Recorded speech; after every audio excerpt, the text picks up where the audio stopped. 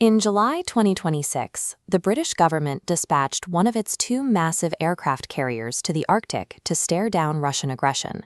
The HMS Prince of Wales displaces nearly 80,000 tons.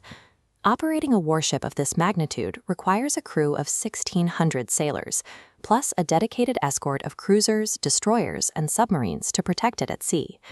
But when the Prince of Wales headed north to project power, it left its primary weapon behind. The ship was built to accommodate 36 advanced F-35 fighter jets. Because the UK simply doesn't own enough of these aircraft, the carrier sailed with exactly 8. The Royal Navy also didn't have enough active escort ships available to safely form a complete carrier battle group. To fill out the defensive perimeter, they had to borrow a French frigate. While this under-equipped carrier was posing for cameras in the Arctic, a real crisis broke out in the Mediterranean. In March 2026, a UK sovereign airbase in Cyprus came under a drone attack. The military urgently needed to send an advanced air defense destroyer to protect the base. The Royal Navy couldn't deploy a single one. It took over a week for HMS Dragon to finally leave port and sail to the Mediterranean. Behind the multi-billion-pound flagships, the modern Royal Navy is a paper tiger. Decades of chronic mismanagement have hollowed out the fleet, leaving it entirely paralyzed when real threats emerge. This chart shows the total inventory of Britain's fighting ships, submarines, aircraft carriers, destroyers, and frigates over the last 30 years. In 1996, the fleet maintained over 50 of these core combat vessels. Today, that number has been slashed in half to just 25. To understand why a total fleet of 25 is a problem, look at the Navy's Rule of 3. For every one ship actively deployed, you need a second ship in training and a third undergoing deep maintenance. With so few ships in existence, the math breaks down. There simply aren't enough holes to cover the downtime. Take the Astute-class fleet submarines. Out of the 6 highly advanced boats in the UK's inventory, 5 are currently tied up in long-term refits or testing. Only one is actually operational to cover the entire globe. The surface fleet is in the same predicament. Successive governments decided 6 destroyers would be enough for the whole country. Right now, 4 of them are laid up for upgrades or repairs. Just 2 are ready for action. Then you have the workhorses of the fleet, the Type 23 frigates. Officially, there are 7. In reality, 2 of them have been stripped of their weapons, sitting quietly in a Portsmouth creek waiting to be scrapped. Only 5 are active. When you add up these deficits, the math exposes a grim reality. The Royal Navy lacks the raw number of fighting ships required to simultaneously protect its giant aircraft carriers and fulfill its global defense commitments.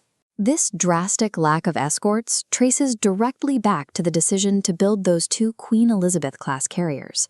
At a cost of £7.6 billion, these ships devoured the naval budget, forcing the Ministry of Defense to cannibalize the rest of the fleet.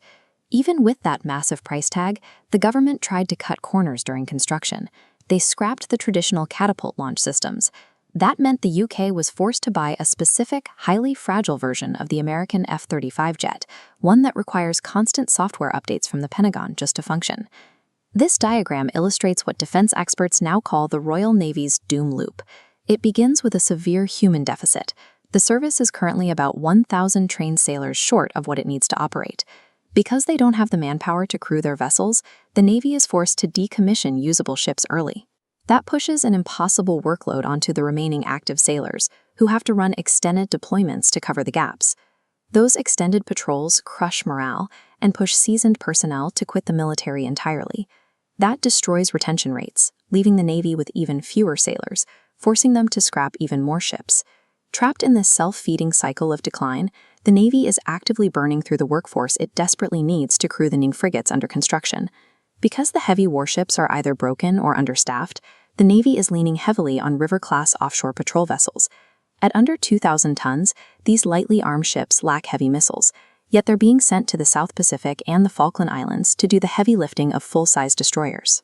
The bitter irony is that while British sailors make do with under-armed patrol boats, perfectly functional former Royal Navy frigates, sold off at knockdown prices to balance the books, are currently serving active duty under the flags of Brazil, Chile, and Romania.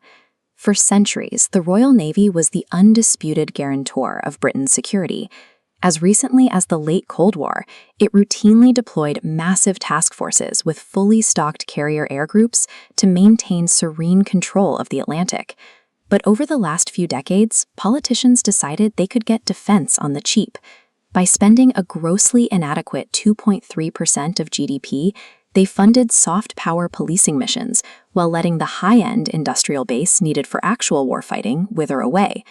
Until politicians abandon vanity projects and commit serious, sustained funding to reverse the doom loop, the Royal Navy cannot recover. An island nation entirely dependent on the sea for its economic survival is now left completely exposed.